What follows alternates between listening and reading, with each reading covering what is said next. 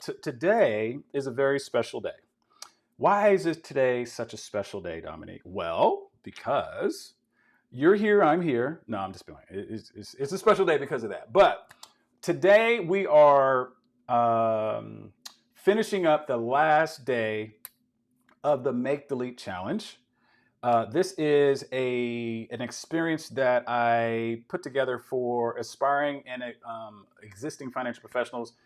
And there's a whole deal that we go through all these different things during the week and talk about mindset and perspective and creating a tribe and a vision and an action plan for your journey into the financial services industry. And today, what I decided to do is I said, you know what?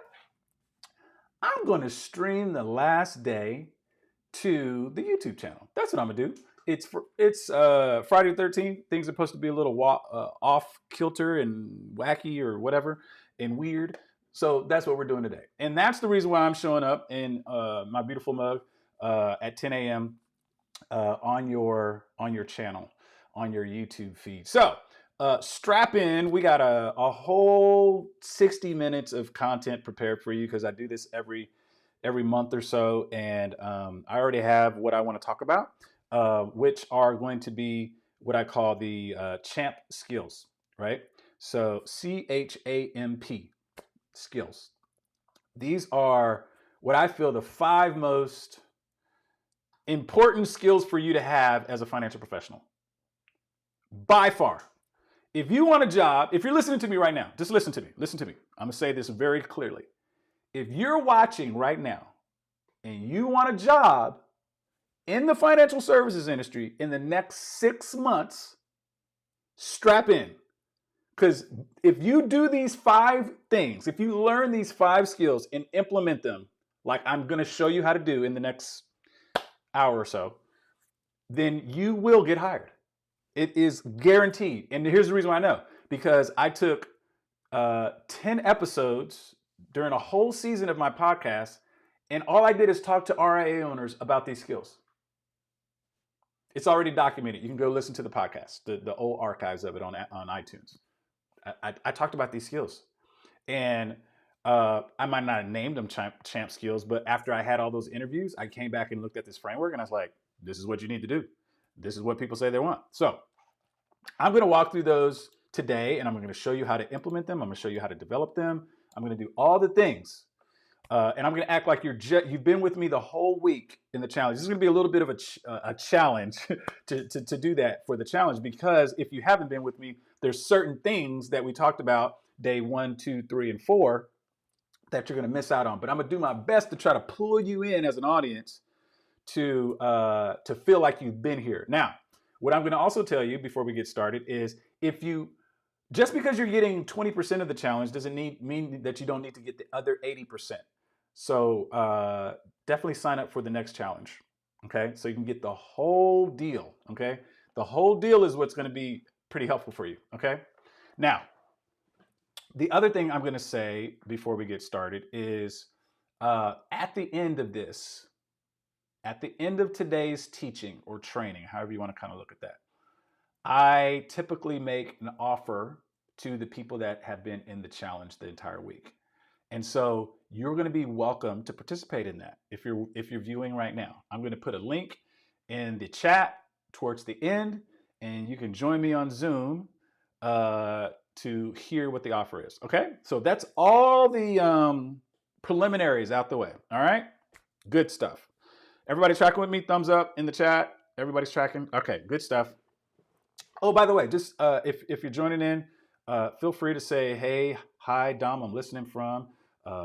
Share it with people that you think this might be helpful for, and all the things, all the YouTube-y things, okay? Now, the way that we start the challenge every day, this is being the 5th day, and I'm trying to act like you've been here, is we go through definitions, because today's theme for the challenge is deciding to develop continually. Like, this is a mindset that you've adopted, that you will do the things necessary that are going to require, that will require you to do some, let's call it the self-work, the self-awareness. Hey, Blue Tiger, how you doing? to all those things that will help you move along this journey of this continuum. Okay. Now, the main objective today, this is what I want you to leave with, no matter what you decide to do at the end, decide to work with me, blah, blah, blah, all the things. I want you to understand the importance of seeking, keyword here, relevant professional designations. There's 180 of them on Finner's website. So you don't have to get all of them. It's impossible, matter of fact. And there's some of them that don't mean anything. They don't mean squat, even though the industry says they are. So what I want for you as an individual, selfishly, I want you to be able to learn how to seek relevant professional designations and personal development that is going to move you forward. And that's only going to give you what I call ROI, or return on your investment. For your time and energy and human capital that you put into something, I want you to be able to get a return on it. So I want you to understand what strategies that you should be applying in order to get this, okay? Now, that's whether you want to start your own firm or work for somebody else. Doesn't matter, okay? Some of you are watching this or will be watching this and you're like, I don't want to work for somebody. I want to work for myself. And some of you are like, I don't want to work for myself. I want to work for somebody. So it's going to apply in both instances, okay? Now, also what we do in the challenge every day is we make sure that we are using the same definitions for the vocabulary words we're using, right? So some of you are hearing professional designations and you might be thinking, I'm thinking about certifications. You might be thinking, I'm talking about licensing. You might be thinking any of that kind of stuff. So let's talk about some definitions. So first of all, relevant is relating to the matter under consideration. So if you are getting a business management degree and you want to be a financial planner, don't do that. Dominique says, don't do that. If you're not that far into the degree, switch to a school that offers a financial planning degree, because there's plenty out there now. Specifically, a board certified financial planning degree, CFP board certified. It just makes sense. You want the education that you're getting to count for something. Yes? Then don't get a degree that won't mean anything to anybody. It won't be a signal to anybody that you're trying to be serious about being a financial professional, okay? So that's the first thing. That's the first definition. Professional designation. What is this? This is a mark or a distinction to denote a level of proficiency, skill, or expertise in a particular subject or topic, okay? And by the way, like, I would give you the handout and all this other kind of stuff, but just follow along with me and take notes. Like when you join the challenge, you get a handout of some of this stuff that I'm going over, because it seems like it's a lot right now. But again, you know, I didn't think this all the way through. I was just like, I woke up on a whim and I said, I'm going to stream it to my YouTube channel, my YouTube audience, and the YouTube community. So I'm sorry if I'm going through a lot of terms that you're like, what the heck is he talking about? The people in the challenge have all this stuff in the Facebook group. Okay. All right. So Blue Tiger, if you stick around, before you do the AFC, I would make a different recommendation. Just stick around and remind me at the end of the show what my recommendation is. I would do something different than the AFC. If you're thinking AFC, I'm thinking something as good or better than the AFC. Okay, so just hold that thought. All right, and personal development is the act of bettering oneself. So those are the terms that we're going to be utilizing today, or that I wanted to define today, so we can all be on the same page and make sure that we're all talking about the same thing versus something different. And right now I'm going to bring up my whiteboard because we'll be doing a lot on the whiteboard today. Okay. So when it comes to deciding to develop continually, I'm a teacher at heart, so I'm going to be defining terms along the way. Decide is different than choose. What, Dominique? Decide is different than choose? Yeah. Choose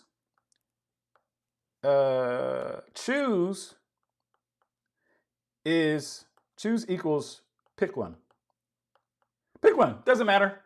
Whatever one you want me to have, or whatever one I'm kind of feeling today. That's choose. Decide is different. If we break down the word decide, we have of and cut. Of, cut.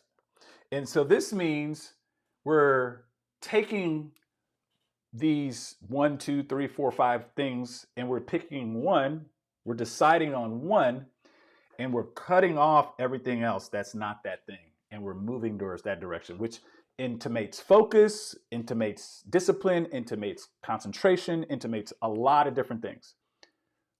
Really, really different than choose. So when I say decide to develop continually, this is something that is like a big decision for you. This may not be what you're typically concerned about or worried about, okay? So that was a freebie. Now let's get into the content. All right, so there are, within these 5 key skills that we're going to talk about, these champ skills, there are 3 steps, okay? So step 1, step 2, and step 3, okay? The first step, before you even develop these skills, before you begin to go down the road to develop these skills, you have to figure out, and you might have guessed it if you've been with me for a while, figure out your, why. Dominique, what's my why? This is the reason that you're going after whatever you're going after, that you've made this decision, that you've decided to develop continually. Whatever you're like, are you trying to join the industry? Are you trying to get a designation? Are you trying to increase your revenue? Are you trying to get more clients? Are you trying to get a promotion? Are you trying to start your own firm? What is your why?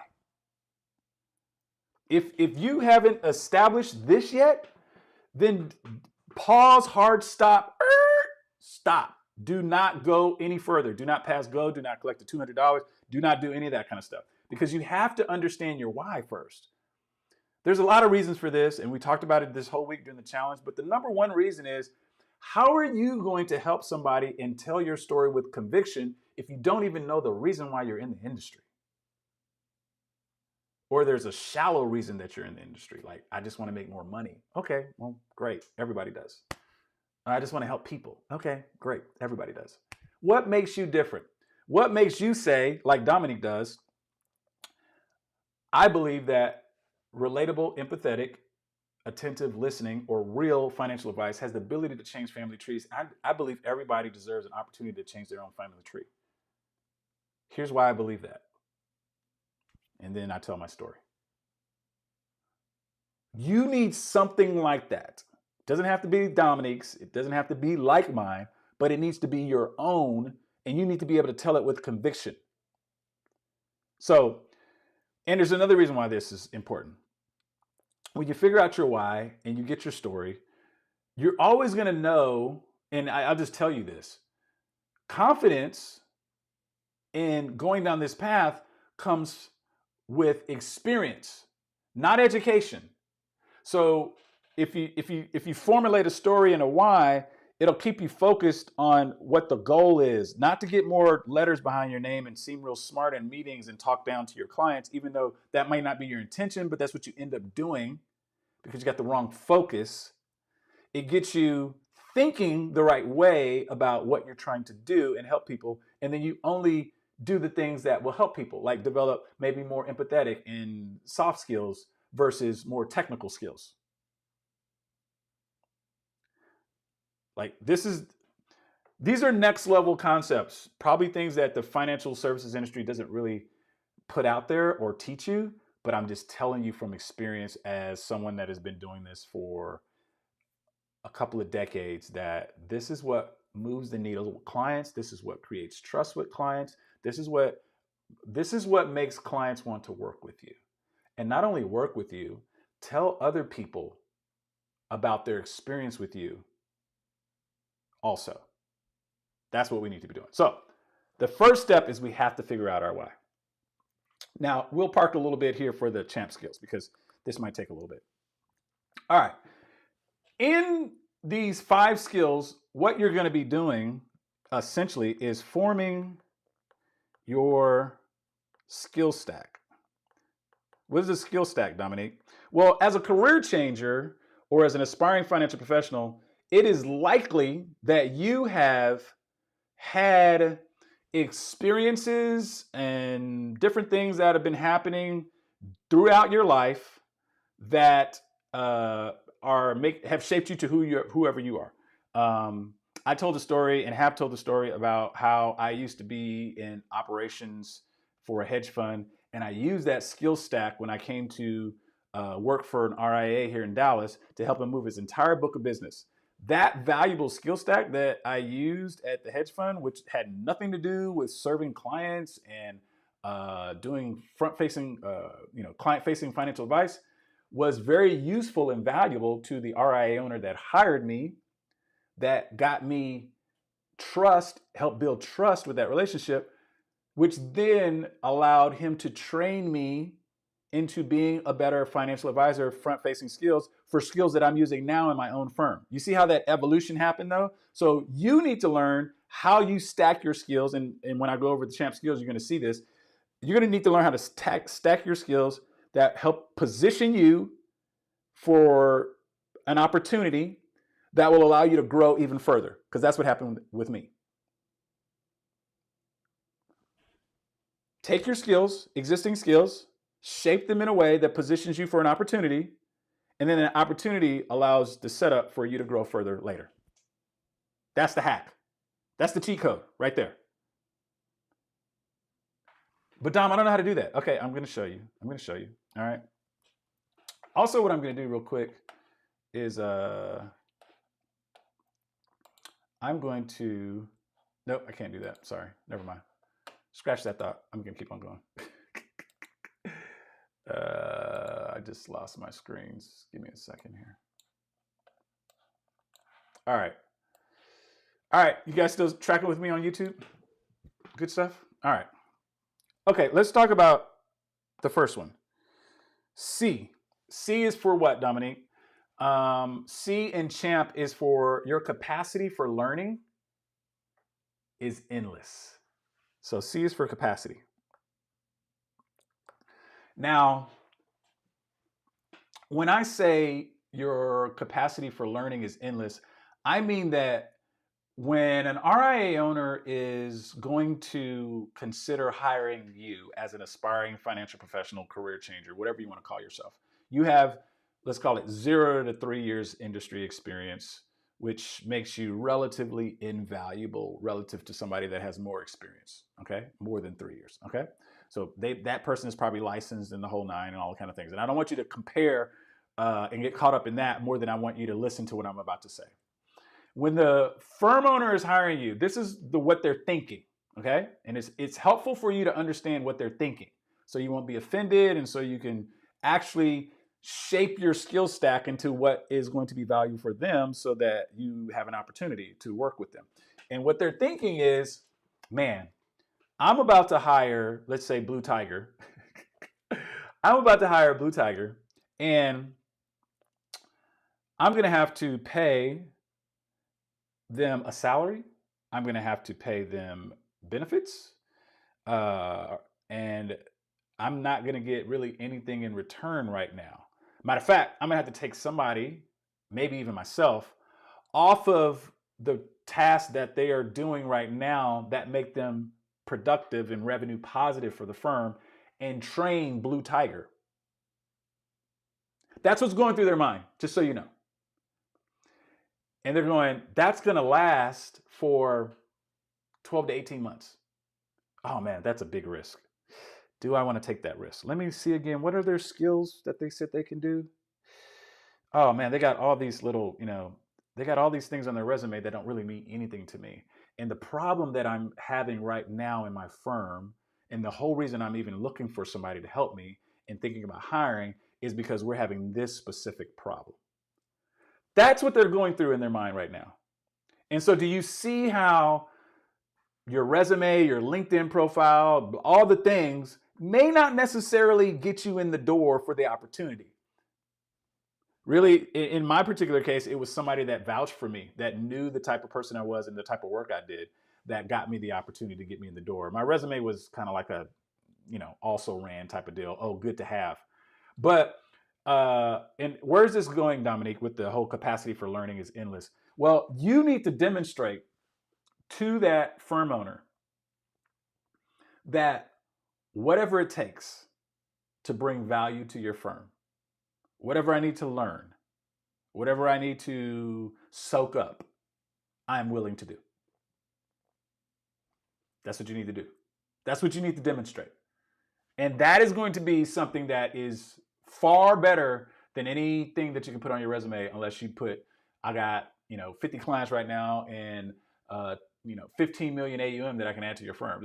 If it's not that, then they don't really care. I'm just gonna be honest, okay? All right. Thumbs up in the chat if you're tracking with me. It just doesn't matter. I'm just telling you from a firm owner standpoint. I have a firm, and I'm a firm owner, and I talk to friends that have firms, and they just don't care that you're good at Excel or Google Sheets or any of these things unless they can immediately see how that's going to benefit their firm. It is what it is. What's in it for me? Whatever you want to call it, that's what it is. And I think the sooner you can kind of accept that and go ahead and start configuring your skill stack in the way that you think about these things that way is going to benefit you. I'm just saying. Okay? So that's capacity. Your capacity for learning, that's C. Capacity for learning has to be endless. Okay? Which intimates one other thing is that you got to be learning other things besides just financial services and just how, and there's great value, I believe, in learning some of these softwares like e-money. My friend Hannah Moore puts on the Amplified externship every year, has been doing a great job, killing it. And they teach people how to use e-money. Well, that's great. But what I'm going to offer to you is when you're learning e-money and you're going through that, let's say you did take the Amplified externship, learn the macro concepts that Hannah is teaching you also about data collection and what questions to ask your ideal client avatar, and notice how they're reacting when they're giving you this information, when you're collecting it. Because the firm that wants to hire you may not use e-money. They might use Asset Map or Right Capital or Navaplan or Money Guide Pro. They might use some other software. Or they might not even use software. They might just write their plans. I know plenty of financial advisors that do that too, me included. And they need you to understand not just the what's of e-money, they need you to understand the hows and the whys behind you using some of the modules that you would use in e-money. Because that's universal and that's transferable. And the God honest truth is that I can train you on how to use Right Capital so quickly that it's not even that funny. So your ability to use one software versus the one I use is pretty meaningless to me unless you understand the big overall pictures. Does that make sense? So your capacity for learning has to be endless. H, you have ability, not spelling right, have ability to work independently or with very little supervision. So have the ability to work with very little or no supervision. And I'm not just talking about like virtual and remote and stuff like that. I'm not just talking about that. I'm talking about when I take productivity away from my firm to train you as a new financial professional, I can't have to keep showing you the same thing over and over again, especially if we're a very small firm and like you're the first hire or something like that, or the third or fourth hire. Like everybody pulling their weight is super huge in a small firm. And that's not to say that, well, Dom, I need to have training. Like they're rushing me along and I can't learn it. Okay, you gotta keep up. You gotta keep up. You gotta deepen your capacity. Like the first one, capacity for learning is endless. You've got to train your brain to move fast, young man, young woman. You just have to. This is the nature of the financial services industry. There's a certain cadence that doesn't allow you to move at a snail's pace. You just can't. Most firms are moving really fast. And the slower you move, the more you contribute to that negative ROI cycle that we're talking about of 12 to 18 months. So you need to be able to, and however you do it, you need to be able to be trained on something, ask the right questions, and then go implement and iterate and make mistakes. That's going to happen. But then go back and correct those mistakes and get better and get better and get better. Like that's how you have to do that. So your ability to work with little or no supervision is huge. Financial services is not the type of job where people can be looking over your shoulder all day to see if you're doing the right thing. It goes beyond saying that you can't be slouching. That's not even a part of the culture. You have to, of course, be very integritous and be able to work alone and remotely. That's why I said that's not what I'm talking about. Because some of these positions will be virtual. But you got to be able to get your work done. People got to be able to trust you. People got to be able to say, when you say, hey, I'm going to get it done on this date, that you got to be able to underpromise and overdeliver and deliver it before then in excellence. You have to. That's just part of it. Okay? A, ability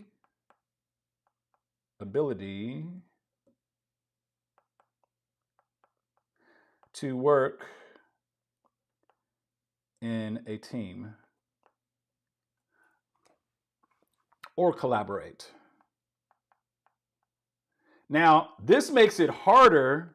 The era we live in makes it harder because of how much, remote stuff that is available nowadays. However, I'm not just talking about,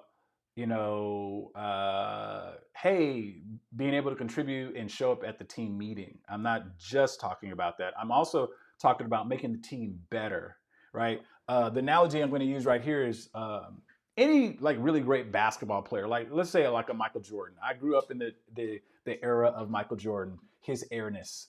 And what we found with him is until some key players were added around him, and actually Jordan, from a mentality standpoint, grew as a leader, team leader.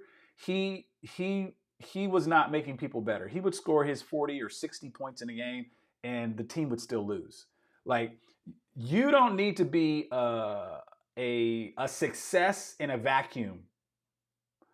Your success needs to be contagious and be there for all the team to experience. And maybe not even before you get to success, your input, your feedback, your collaboration, all those things that go into being on a team, those need to be affecting others in a positive way.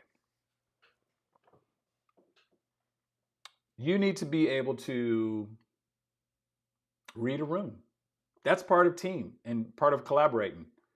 You need to be able to read a room. You need to be able to see that you're shadowing so let me give you an example, hypothetical example. Let's say that I'm training you on how to uncover more during a prospective client discovery call. But the call is all over Zoom. It's not in person. So what's happening is you're not even on the call live. What me and you are doing is watching a call that I had, and I'm wanting you to pick up on body language shifts, questions that I asked, why I asked them, how clients responded when I asked them. Like, these are all the things you would be thinking about, or I would at least be wanting you to think about after we were debriefing or we were going through a discovery call. That's reading a room. That's what you have to think from that standpoint, because in 2024, reading a room is not just sitting across the table from somebody. It's actually noticing that on Zoom or Google Meets or however you meet virtually, what energy they're giving off too. Like, that's a whole different skill, but it's necessary. So, and it's not just with clients, because immediately when you get, an opportunity in financial services, you probably won't be client facing. You might be taking a lot of notes and you might be doing stuff like that, and you might not be in those meetings. You might be just entering data. So this skill permeates also to what I would call the just like team meeting, team huddles. Like you need to be able to notice this stuff about people in your organization also. Okay, so that's part of it. This is the big one because people often get it messed up. This is the just so if you're keeping track here, this is 1, 2, 3. We're on the 4th skill now. Master of the firm's workflows. I used to say firm's tech stack, but it's more than just that. It's more than just the tech stack, as I already have kind of communicated to you. You knowing e-money means nothing to the firm owner that uses Right Capital. You knowing Right Capital means nothing to the firm using e-money. It just doesn't matter. I'm sorry. It's just so small of a table stakes that it's not even worth talking about. So when I say master of the firm's workflows or the firm's processes, when a client comes in the door, a prospective client comes in the door, however they came into the door for that firm, what happens from, as they call it, soup to nuts, from beginning to end to take them from new client, or let's go before that, prospective client to new client to raving fan? What is the firm's process? How do they do that? Do you understand it? Even if you're not at the forefront of every stage of that journey, do you understand why they have different elements included in that journey to make them a raving fan? You need to understand that, my friend. Do you understand who the ideal client for that firm is? Who do they work with? Why do they work with them? What experience is this firm trying to have that client have? What type of transformation is a client seeking? Oh yes, you need to know all this. Oh Dom, I'm not client facing. And what I'm going to tell you right now, that attitude is not going to get hired. It's just not. I promise you that if you develop these skills, even just the 4 that we've named, we haven't even gotten to the 5th one. If you develop just these 4, you're so far above the competition, it's not even funny. Even in the interview, when you're talking about this kind of stuff, when you're talking with a firm stakeholder about who they serve and what type of transformation they want the client experience or the type of transformation they want the client to have and what type of experience they're trying to build around that transformation, oh, that's next level language. It's going to set you apart. I'm going to tell you right now, there's less than 1% of candidates talking that way in interviews. Definitely. First of all, they're probably ashamed to ask those type of questions. But some of these questions are going to seem like, well, let's put it this way. If you do this the right way and you develop these skills, you're going to have the confidence to ask these questions. And who cares if the firm owner or whoever's interviewing you is a little intimidated? It's probably the wrong place for you to be. That's what I would say. If they're intimidated by this knowledge that you have. But if you come to the table with this knowledge, oh my gosh, you are the 12 to 18 months negative ROI that I'm talking about will be probably cut in half, if not more. You will be extremely valuable immediately because you get it. So don't hyper-focus on the technology and the software. I'm not saying it's not important. I'm just saying don't hyper-focus on it, because I run my firm differently than I run a firm with Right Capital. The guy down the street runs a firm with Right Capital, but we do the workflow and the process, take the clients through the journey a little differently. You need to understand the journey, not so much the Right Capital. Okay? Is this making sense? Are you guys getting stuff out of it? I hope you're taking a whole lot of notes, because of course, if you're in the Facebook group, you got the handout, but if you're not, then it is what it is. Okay? All right, 5. What is the 5th step, Dom? Because I came here for 5 steps. Okay, gotcha. We're going to circle back to something we said earlier. Pursue relevant development. This is personally and professionally. Okay? So I'm talking about whether you do the CFP or the CHFC or the CPWA or the CPA or the CFA or the blah, blah, blah, blah, blah, blah, blah. All of them, all the things, okay? There's a lot of them. There's 180 of them on FINRA's website. So there's a lot of them. I can't name them all right now. You got to determine, you have to pursue the path that makes the most sense for you. And again, it starts with your why. Okay. That is the greatest path to your success. Understanding your why and pursuing things that come alongside or complement your why. That is the path. What's up, my brother Alonzo? Alonzo was in last month's challenge. Yeah.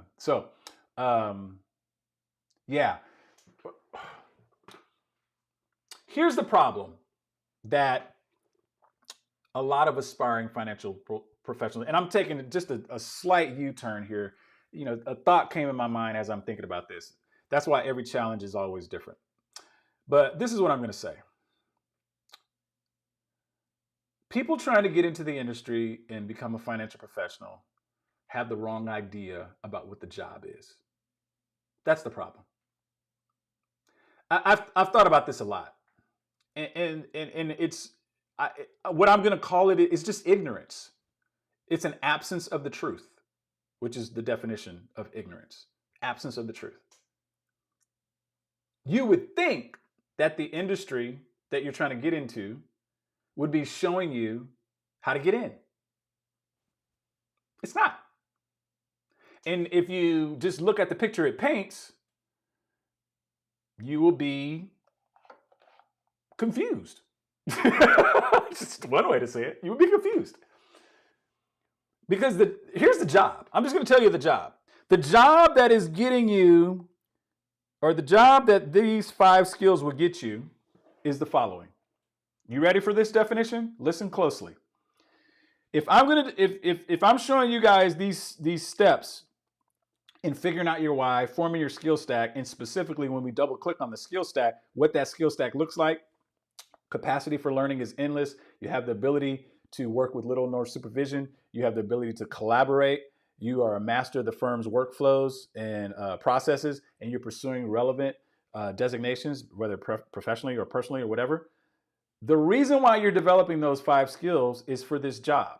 And your job is, here we go, to help people take their limited time and money and spread it across unlimited choices. That's the job. That is the job of a financial professional. You are a guide with the level of experience and expertise you have to help Miss Smith or Mr. Jones take their limited time and their limited money and go, man, should I invest in A, B, C, or all of the above in my 401k? Should I pay down this credit card now or this one? Or should I buy a house now or this one or not? Aren't these the decisions that people talk about all the time? And they all boil down to they got limited time and money to try to figure out all these choices. That's what it boils down to. And so that's your job. Forget all these terms, financial coach and advisor and CFP, and just forget all that for right now. Just forget all of it right now. Just for right now, just forget about that. And think about the last financial decision you made. And think about the decision tree you went through with, man, do I have the expertise to really figure this out? How big of stakes is this if I mess this up?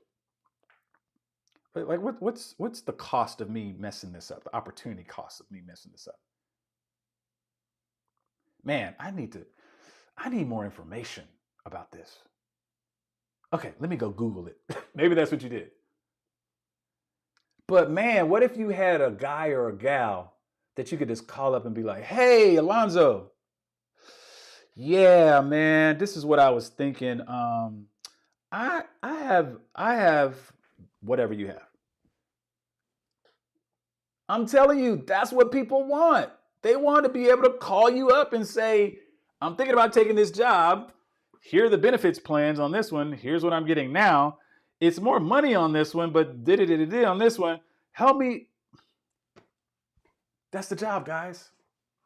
That's the job. And so no matter how you want to paint it and peel back the onion, that's what we do as financial professionals. Now, you need to just kind of be honest with yourself and see if that's what you really want to do. Because that's the job. Okay?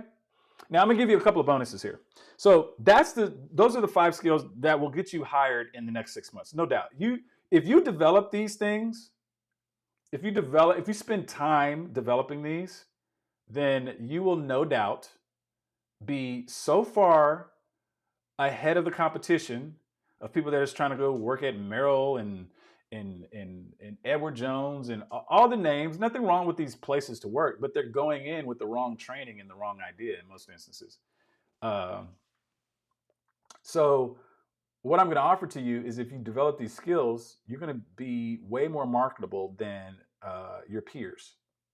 Okay? So I'm going to add some steps here. So after you do this, the next thing you want to do that will allow this to work for you is you want to broaden your network, right?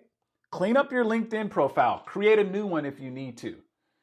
A nice banner, headshot, and headline that say what you're looking for or who you help, depending on if you're going to be self-employed or you're looking for a job, so that you can position yourself, like we said earlier, for the opportunities that we're talking about.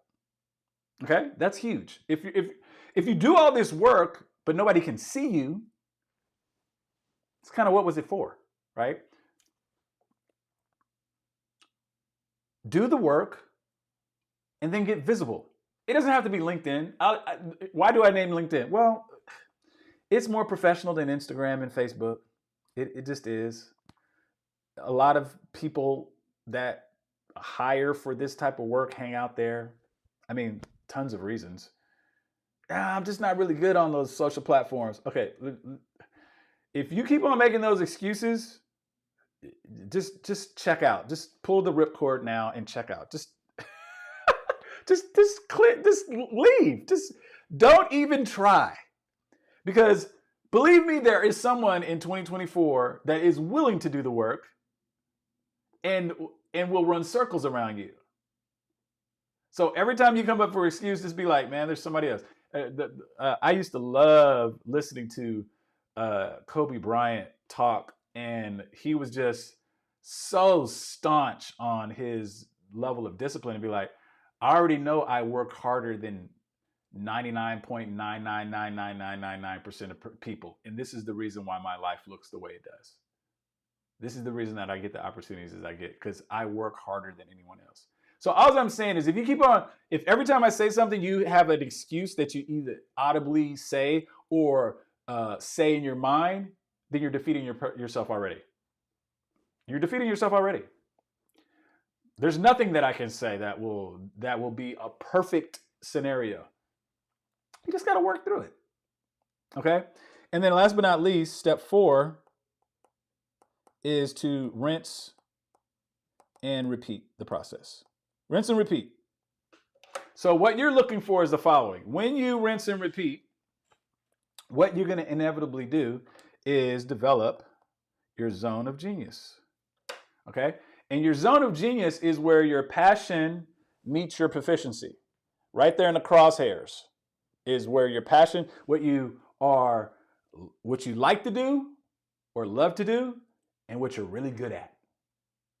That's where you want to get to. Okay? You want to get to that because that is going to help you be the most marketable that you can be to anyone trying to hire you to work at their firm and deliver financial services, or anyone that's willing to hire you as their financial professional of choice. That's it. That is the formula, folks. If you implement this, I promise you, your life will change. I am a living witness. This is what I did. This is Dominique's path. You're getting directly from what I used to do. This is what I used to do before I got to where I am now. Okay? So, this is what we're going to do. I am going to take I'm going to switch it up a little bit. I'm trying to think about exactly how I want to do this. Give me a second. Let me kind of think through this real quick. So I have an offer for people listening to this that may be listening live or listening on the replay.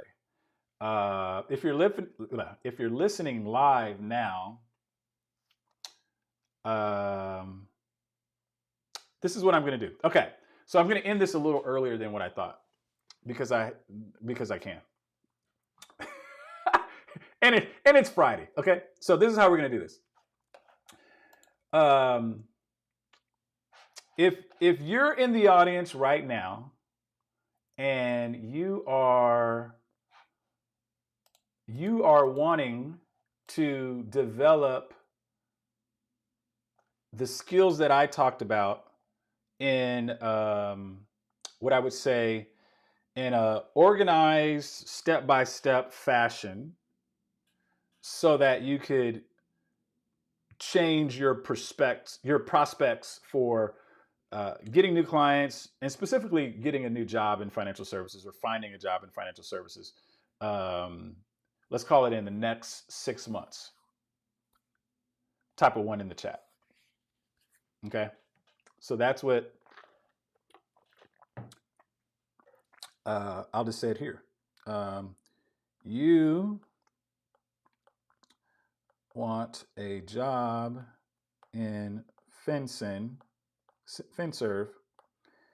in next 6 months. One in the chat. Okay. That's how we'll do this. You've been trying all the things.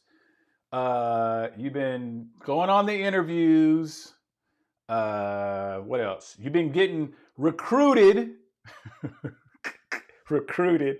I just parenthetically, I don't even know why financial services companies call the recruiting that they do recruiting. I don't even know that it is not. I don't even know what to call it. It's not recruiting though.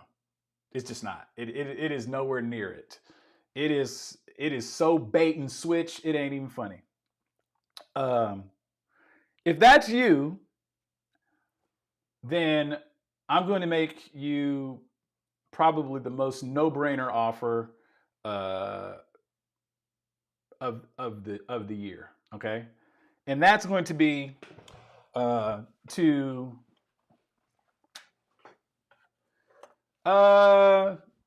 and I'm going to answer your question definitely, Alonzo. Give me a second. I'm going to make you one of the most no-brainer offers of the year, which is to join me in a Zoom. I'm going to give you a Zoom link to join me. You're going to click on the link. Once you click on the link, it'll bring you to a Zoom room, and then we can kind of talk about this. Because what I do know is this offer is not going to be for everybody. That's the first thing. And the second thing is it's not going to last forever. And so I don't want to publicize it on my YouTube channel for people to watch this video years from now or whatever, or months from now, or even weeks from now, days from now, and then go, hey, down to it. I don't feel like being inundated. So I'm going to let you leave this platform and join me if this is for you. Okay. And I'm going to be giving you that in just a second. Slithering is probably a better word. Yes. Bait and switch, slithering. Yes. I would agree with slithering. I like that, Blue Tiger. Okay. Doesn't matter if you're already in financial services. Maybe. So, I would say that just knowing what I'm going to talk to you about in the Zoom room,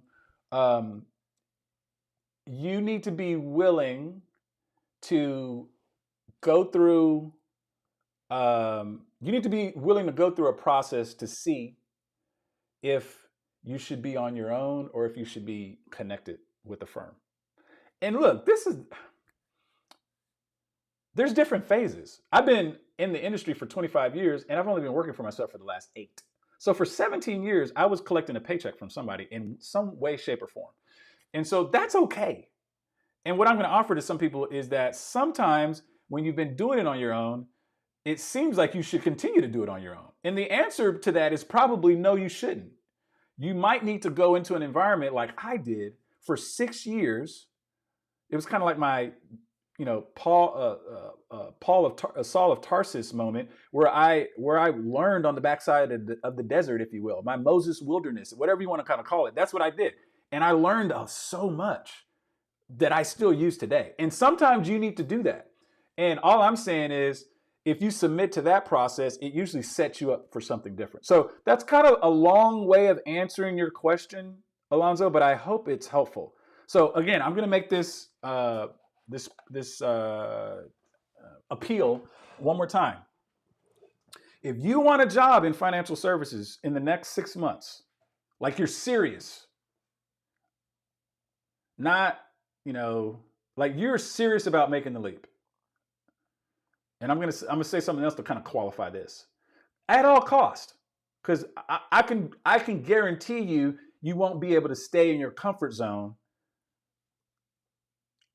and move into this opportunity. It doesn't work like that. It's one or the other. You got to sever ties. You got to be like, I'm tired of this. Show me what I need to do so that I can be hired in the next 6 months. Type a 1 in the chat if that's you. Okay. Elisa Edison, what about 6 to 12 months? You talking about, I want a job in the next to 6 to 12 months. Let's say this. If you want to be employed by a financial services company, but what you're doing right now is not working, I would say join us. Okay. So let me transition here and give you the things that you need. And I wanted to wait a little, give it a little time to do this. Okay, so I'm going to do 2 things. Just give me a second here. I'm going to do that. And then I'm going to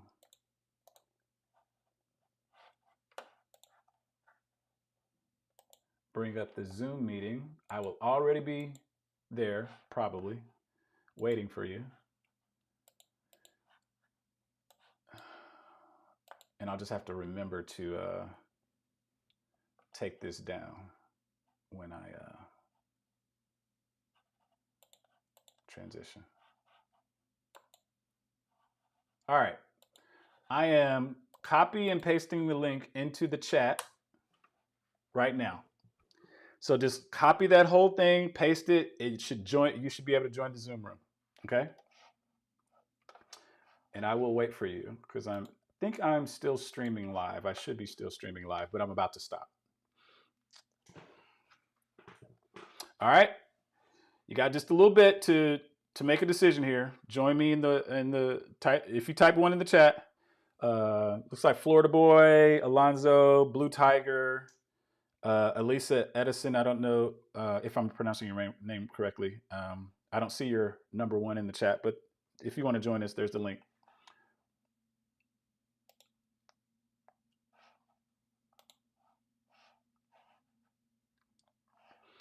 All right. All right.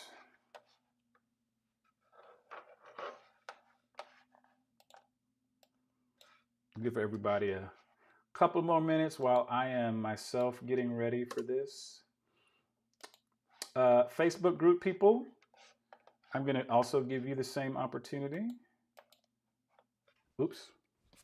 We'll type that in the chat. There we go.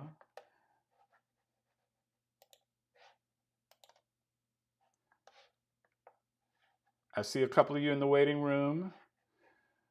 I'm giving a couple more minutes for you last minute people.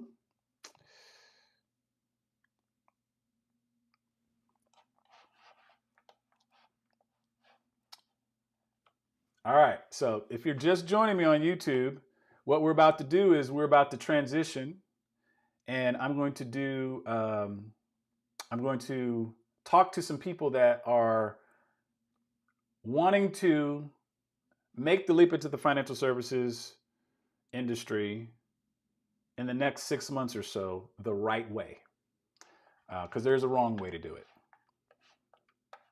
Okay. And if you do it the wrong way, what I'm going to offer to you is that it might be very painful. It might be very painful for you. Okay. So if you want to know how to do it the right way, then I would say join us. Okay. Join us in the join us in the Zoom room so that you can learn how to do it the right way. Like, why not? Why not do it the right way versus the wrong way? Okay, so that's my offer to you on a Friday, the 13th, so that you can have something that you got weird on Friday the 13th, right? It wouldn't be Friday the 13th if you didn't have something weird happen, right? All right. Okay. So the train has left or is leaving the station, people. If this is what you want to do, let's see you in the Zoom room. I'm closing the live right now.